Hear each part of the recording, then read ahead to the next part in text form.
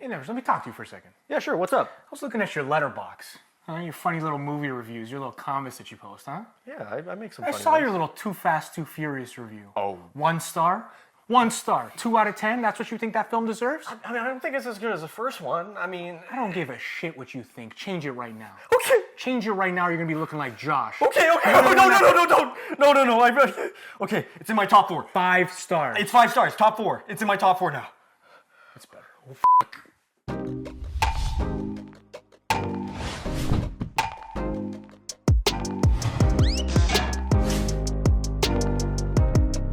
Welcome back to the Real Talk Podcast, episode 162. I'm your host, Nathan, and I'm joined by the man himself, Matthew Neves, to my left. Thank you. And today we are going to be discussing not a movie, but an app, Letterboxd. Yeah, everyone's been using it now. Yeah, and I got on this train super late, honestly, because of you. Like, I kind of started logging when I started doing the pod with you. Mm-hmm. And now I could never imagine a world where I'm not on Letterboxd. Like, it's fun. I absolutely look forward to logging films after I see them. Mm-hmm. I will use Letterboxd for as long as it's around. I love it. It's great.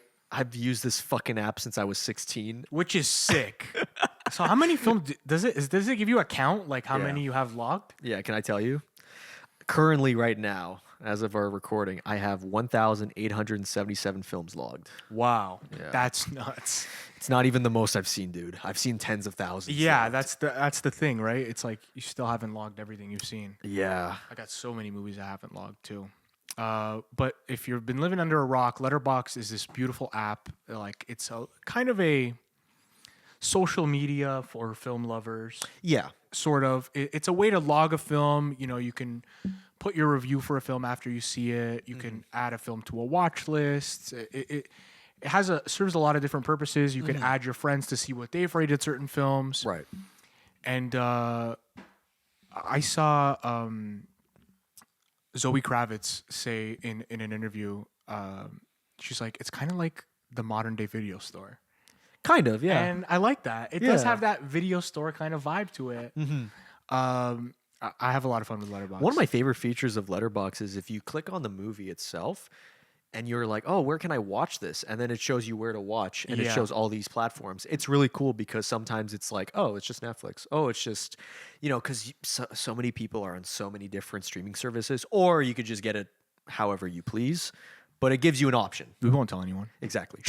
But it gives you an option, and I like that. I like variety. I like the variety that this app has evolved. I use the app version. I've heard people use desktop. And what was it like in 2016? More bare bones? Like, what features have been added since? Or like the only one I can think of is where to watch. Oh, dude, sometimes you get to see ratings evolve. Mm-hmm. When I saw Star Wars Revenge of the Sith on Letterboxd, it had a ripe 3.1. Really? Yep, I'm dead fucking serious. And now it's at 3.9. Wow. So the prequel fans have found Letterboxd, clearly. Yeah, funny. And The Last Jedi, I remember it being a 3.8 when it came out. Now it's at a 3.0.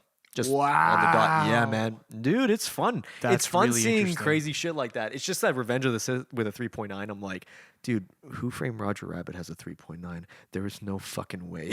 That's great. There's no way. Some of these ratings, I'm like, these are nuts. No, yeah. But that's fun. You get to see like the drastic changes and stuff like that. And I've been engraved to see these numbers where it's like, oh man, 2.3 on this movie. I was like, yeah, that sounds about right. Yeah. Like some of these are shit films, but the one feature that's always been there since day one is the top 4. Mm-hmm. You get your top 4 whenever you go on someone's profile. You open it up, get their 4 favorites. Sometimes it's interchangeable. Sometimes they just leave it the way it is. I've personally left mine the way it is since 2016. I might have added 1 or 2 movies since. You want to read out your Sure. favorites? Oh, these Letterboxd people. Oh, what's my top 4? Oh, I gotta think. Yeah. Mine is The Iron Giant, Ed Wood, To Live and Die in L.A., and Once Upon a Time in the Old West. That's my top 4. It's a great list. Yeah, I want to hear yours. Mine is Spider-Man 2. Hell yeah. One Flew Over the Cuckoo's Nest. Yes. Godfather 2. And the original Fast and Furious. I figured you'd have one of them. The OG had to be in your top 4, at least. That's a great list. Great top four. It's an interesting list, but I'm standing on it. I have no plans Dude, yeah. of changing it anytime soon. Fucking A, man. These I love that. movies all mean a lot to me in different ways.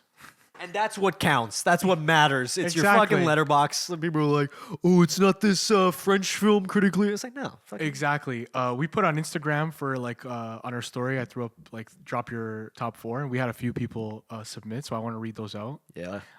Your boy Matthew, Hell yeah.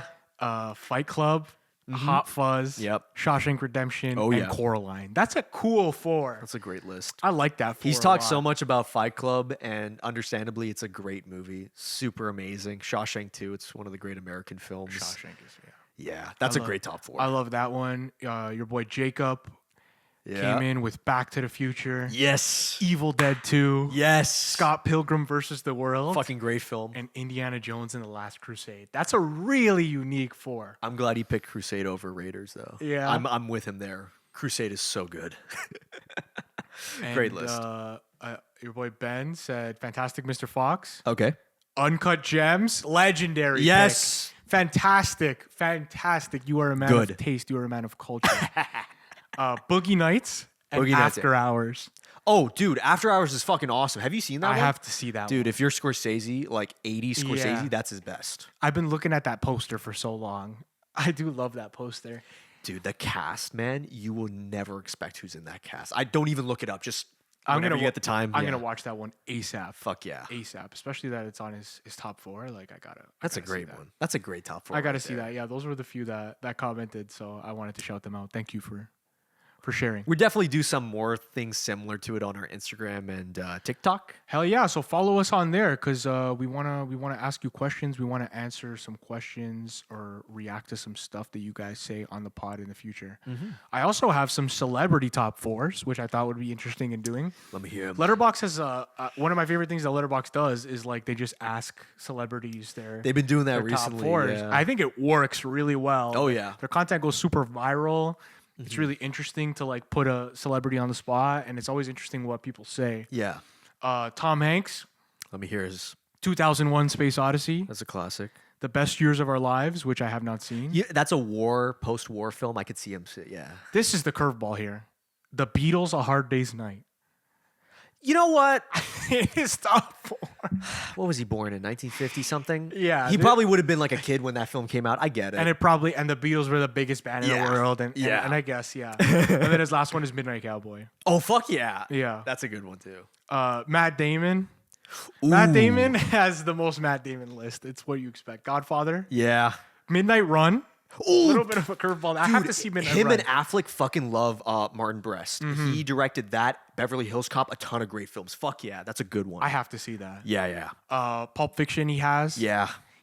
And in this interview, he talks about he saw Pulp Fiction when it first debuted at the Chinese theater, Oh, Chinese theater. Oh, fuck and yeah. he said it was like a rock concert, yeah. which is sick. No I wonder can't it's a- imagine because it premiered at Cannes too. Like, imagine in Cannes Right. seeing Pulp Fiction. Yeah. Fuck. And his last one is Jaws. Classic. A classic list of great films. Yeah, man. Midnight Run, I gotta check out. Damn. That's some good one. Oh, you got one more? Ridley Scott, I got two more. Oh, okay. Ridley Scott, Yeah. 2001, another 2001 Space Odyssey. Classic, yeah. Star Wars. I was interested, like, I mean, I guess, yeah, like he's a sci-fi guy for sure, but I was Right. interested to see Star Wars in that list. Maybe he saw that and then was like, all right, I'll make my own alien. Yeah, there you go. Blade Runner. Wait a minute. You can't do that. What the fuck? Can you do? That's kind of a boss move by Ridley Scott. 4 favorites. I'm putting my. What if the fucking joke movie in was it. like, he's like Gladiator, Blade Runner, Alien, and Aliens? No, I'm just kidding. Fucking, I'm like Napoleon? Napoleon. Yeah, exactly. He picks Napoleon. He's like, go see it. Go see my director's cut. And his last one is Quest for Fire, which I have not seen. That seems like a Ridley Scott pick. Yeah, I remember seeing the poster for that. It looks really good. My last one is a little bit of a bonus. Snoop Dogg's top 4. Oh fuck yeah! Let me hear this one, man. It's The Mac with Richard Pryor. Yes. They're all like pimp movies, basically. Well, fucking good one. Superfly, Yes. Dolomite, Oh fuck yeah. and his last one, Scarface. Yeah. Which is like, you're a man of taste, Snoop Dogg. lot of- You watched Scarface and knew it was a classic when you first saw it in the 80s. I know that for sure. Oh yeah, dude. Most hip hop artists saw Scarface and was just like, dude, this is the greatest fucking movie ever. Understandably so. Al talks about that in his book. He's like, hip hop embraced Scarface, and like that's the reason that it has that status. Oh, absolutely. Even De Palma talked about it in his documentary. He was Yeah. like, hey, I guess it's famous. I don't know. Like, that's the thing, too. It's like you don't know until it happens. Yeah.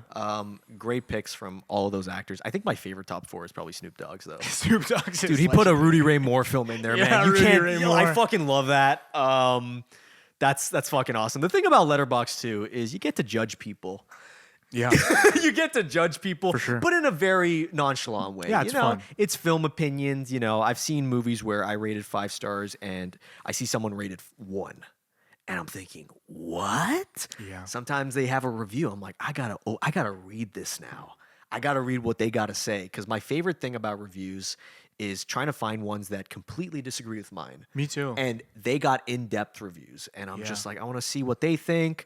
Maybe I disagree. Maybe I do agree with some parts, but that's the cool thing. You kind of connect in that way It's with the a lot. beauty of film, and it's the fun of the app, right? Yeah. If I was looking at the reviews just to read people who feel the same way as me, it's not as fun. You know? No, not really. And Yeah. another thing too that I like is there is no downvote option. Yeah, I like that too. I don't feel like it would work for something like Letterboxd or a lot of social media platforms in general. In my It would opinion. become like some pure troll shit. Yeah, Like, because yeah. there are some reviews on here, man. I read a review, Forrest Gump, 1/2 star. It's one of the top reviews. It talks about how it's like a propaganda film and stuff. I'm like, Oh, I like really in depth. Like Yeah. really tries to sell you on this 1/2 star Forrest Gump. and I'm reading it. I'm like, I don't fucking agree 1 second. And you read the comments, and everyone's like, it's a good read, but how the fuck did you see that? Right. You know, and that's the cool thing is that one had like 5,000 likes. So it was one of the top reviews. But just because something's a top review doesn't mean everyone agrees with it. Yeah. They just find it the most entertaining. And that's Yeah. the thing I think people forget about when they read Letterboxd reviews is that, you know, the top review for Megalopolis was, yo, this movie sucked mega cockulous. I swear to fucking God. It had 20,000 likes. I like the film, but that is one of the best reviews you could have on Letterboxd, dude. That's fucking excellent. Like, you can't deny, it was like 1/2 star, this sucked mega cockulous. I'm like, Mechacoculus is so oh good. man, I need more reviews like that too, because the contrast between that and an in-depth review, Right. they're both the same in terms of likeness. Right. You know, the And you top- could see that in one scroll. You could see Yeah. somebody pouring their heart out as to why Megalopolis is this great film, Yeah. like you. Yeah, yeah. And then right underneath it, you could see Megacoculus. mega cockulous. And it's like, I laughed, man. I fucking love life, man. That's the thing about it is you get a lot of these popular reviews and you don't know what you're going to get out of it. Like, I'm going to go on The Substance right now and I'm going to read the top review. I'm going to read the top review. It is very mindful, very Demi Moore. Guess how many likes that review has? This is the top review of The Substance. It's got like thousands of likes, doesn't it? 25,947 likes. Wow. Well, now 948. That's insane. That's a cool thing about it. I like I that. love Letterboxd. You have a little game here. Okay, I got this fun little game. I'm This game is going to be guess the movie by the review. fuck. I've screenshotted a few reviews for some different films. Yeah. I'm going to read you the review. You have to guess what the movie is. All Okay. right, we're going to start this off. Let's do this. Bitches on Letterboxd see Al Pacino in this movie and be like, I can fix him. Dog Day Afternoon. No, Really? Serpico. no, it's Godfather 2. Oh, that makes sense. It's Godfather 2. It's 70s Pacino because Yeah. you get those like thirst reviews. Yeah. Fuck. Yeah. Like they're so fucking common. Okay, that's a good one. If Blade Runner didn't exist, this would be my favorite movie about robot existentialism. Oh, is this like The Wild Robot or Wall-E? No. Oh, okay. Give me one more guess. Let me think about existentialism. Like, ooh, if this is a curveball It's not really a curveball. I'll give you No. that hint. and it's robots, huh? I'll say You know what? I'll probably say the Terminator. So yeah, it's Terminator. Really? Yeah, it is. Wow. Wow. That's a great last pick. Wow, that's awesome. Okay. This one I think you're gonna get for sure. Okay. Came for tennis balls, left with blue balls. Oh, challengers. Challengers. yeah. Anything tennis and horny, it's gonna be challengers. Yeah. And I respect that because all of them are fucking hilarious. And they gave him 4 stars. Yes. Damn. I love this. It's not gay if it's your imaginary friend.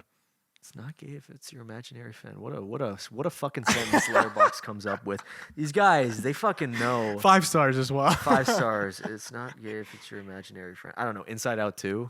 No, it's Fight Club.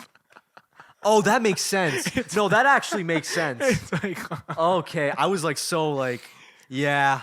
That's a good one. Damn, That's a good. really good one. That is really good. Phew, these are tough, man. Yeah. You're giving me some good ones, though. Okay, here we go. De Niro's 30-second smoking scene single-handedly killed 50 years of anti-smoking ads. Ooh. Oh, Cape Fear. It's not Cape Fear. Oh, wow. If it's not De Niro that- smokes in a lot of movies. does. And he's one of the greatest on-screen smokers of all time. What's a shot? Goodfellas? Oh, fuck. Okay.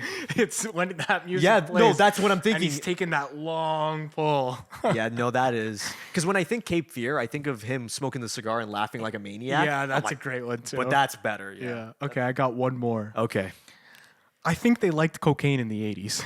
Scarface. Yeah, you got that one. That's It's an great. easy one. That's fucking great. All right. You know what, That's a fun little game. Nathan? We should do that again sometime. I fucking love That's that. a great. That was a tough one, too, because of how, you think of so many movies and it's like, oh, it's the obvious one. I'm like, damn. Yeah. That's a good one. All right, Nathan. So, I got one for you too.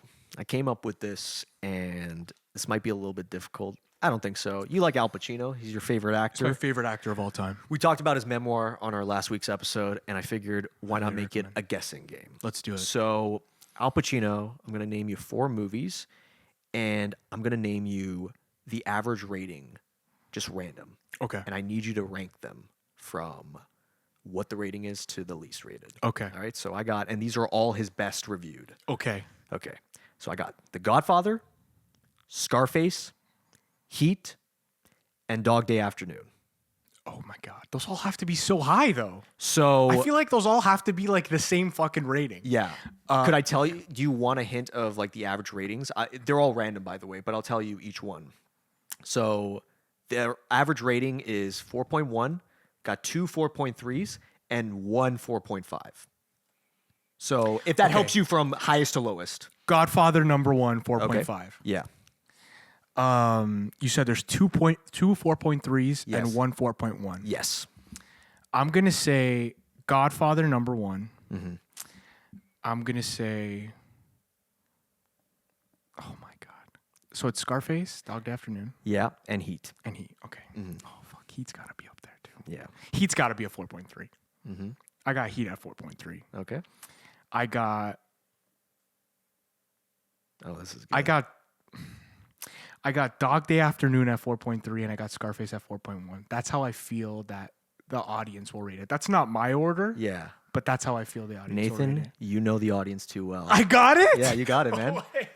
It was ranked Godfather 4.5, and then Heat and Dog Day Afternoon 4.3, and Scarface was the lowest with a 4.1. I fucking knew Letterboxd users would rate Dog Day Afternoon higher. Yeah. I personally would not. I love Scarface more. Yeah. But I fucking knew the Letterboxd users would rate it higher. I figured I'd do that. That was great. That was See, great. you're Damn. an Al Pacino fan. You know exactly what Letterboxd was thinking. I guess I'm a certified Al Pacino fan. There you go. I just know it. That's the cool thing about it is you get those cool ratings out of it. I remember when Scarface wasn't 4. It was like 3.9. Real, so that's one that's on the rise too. Eh? On the rise. Carlito's Way wasn't 4 either. That's now 4 out of 5 stars, but before it was like 3.8, 3.7. And that's crazy to me, man. Like people just gotta watch it more and then they realize, oh, I actually love it. Carlito's Way. Carlito's Way, I feel like still never gets talked about in the right conversations. Yeah, here's the thing. I know this is my hot take, but I kind of like it equally to Scarface in different ways. Yeah, I kind of do too. Because like it's such a different contrast of characters that De Palma directed Pacino in. Right. Let's talk about that briefly, actually, because Yeah. you're 100% right. Because it's De Palma, it's Pacino, it's both crime movies, and the characters couldn't be more different. Exactly. Pacino is this guy in Carlito's Way. Carlito is this guy Yeah. who's coming out of prison and is really trying to do the right thing, and is literally like, just when I thought I was out, they pull me back in. Yeah, the Godfather 3 style, man. Right? He's trying to do the right thing, but it's like that story of like, you know, this life will swallow you up, and once you're in, it's hard to get out. Yeah. And I think it's beautiful. I think the Carlitos character is a romantic. Oh, absolutely. He's this romantic guy, and the love story there is like a little corny, but I actually like it. Right. I love a lot of the sequences there. I love the narration, the way they do that. Great. It's a 180 from Scarface, even though it could have been the same thing. Yeah, and I'm glad it wasn't because of how different, like, De Palma did Scarface like 10 years after Carlito's Way. So it's like 10 years apart. You got to do something different. Yeah. And that's what Pacino was worried about. And I'm curious if he talked about it in his memoir, Carlito's Way. He does talk about Carlito's Way just a yeah, bit. Yeah. fuck yeah. He talks about that like resurgence that he had in the 90s with that. Yeah. Amazing stuff. Again, I'm going to read it, guys. It's going to be a great time memoir. It's pretty crazy how like Letterboxd goes into all of these characters and all these actors. Like when you search up a specific actor, I always like do this for fun. I was like, what's their highest rated? You know, I always think about that. Pacino's got so many like 4.5, 4 out of 5 stars, and then you see him like Jack and Jill. It's like 1.2. He's got some dog movies. I watched this movie. I'm on a quest to watch every movie that Pacino's ever been in. Oh, you got to see Geely then. Oh, Jesus. Good I luck, man. I haven't seen Geely yet. I watched this one where he's like a producer trying to make this AI woman. Oh, Simone. That movie fucking stinks. Yeah, no, and the sad thing about it is that Simone, yeah. Yeah, Simone. The worst thing about it is the concept is interesting. Yeah. Like you could have delved into, you know what it reminded me of? It was like the movie Her. Yeah. With Joaquin Phoenix. I'm like, oh, and this predates it. I'm curious what they do. And then I saw the trailer. I was like, oh, this looks bad. It's fucking bad. It's an AI movie when they were not ready to have an AI movie. They didn't know anything They about didn't know how it was going to work. Or it's literally like Pacino is in this warehouse space with a bunch of computers in front of him, and that's how he's controlling her. What the fuck? What the fuck? Terrible. It's like that Johnny Depp film Transcendence. You hear about that one? I have heard about Where that. Johnny Depp's like, oh, you know, computers, it's amazing. And then he dies, and then he's Yeah. in the computer. It's like, oh man, he's gonna hack the world. You know what, Nathan? I'm gonna do another one. I'm gonna do another Al Pacino quest for you. Okay. All right. What are? You know what? I'm just gonna give it. What's the worst reviewed Al Pacino film? Oh, it's not. I mean, does Geely count? Geely has to be such If he's in the low. movie, then If he's in the movie, then it counts. But there must be one lower than Geely, huh? what else do you think? A real stinker that Al's in. I'll give you a hint. It has a 1.4 out of 5 average. Now his highest is Godfather 2, 4.6. That's how big of a that's how big of a dress like That's Al Pacino, ladies and gentlemen, and that's why I love that's him. his range. That's why I absolutely love him. Yeah. Am I gonna know this one? Is it a deep cut? No, it's not. No, it's not. It's a trick question. You'll know it. I'll know it, eh? Yeah. I can't think of it. Is it Jack and Jill? Yeah. It's Jack and Yeah. Jill? 1.4. Yeah. Wow. Geely What is Geely? second, 1.5. Okay.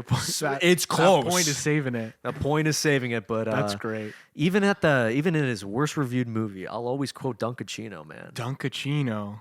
Does he talk about He talks Jack and about Jill? Dunkachino in the. I want to know this, man. I want to fucking know this, man. I'm gonna read it, but I need to know. He's like, hey, I made a lot of money.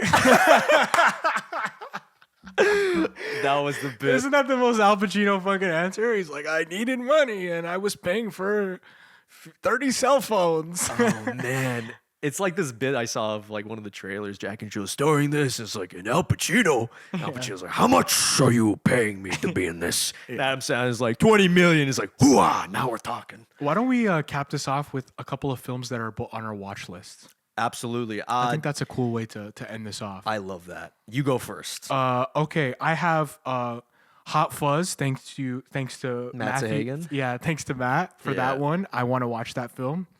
I have Michael Clayton, which you've seen and you gave 3 stars. I fucking love that film, dude. Yeah? You're going to love it, man. That's one I really want to see. I have And Justice for All, Al Pacino. Oh, yeah. That's one I've been meaning to get to for a long time. 70s Pacino, pretty well Oh, received. yeah.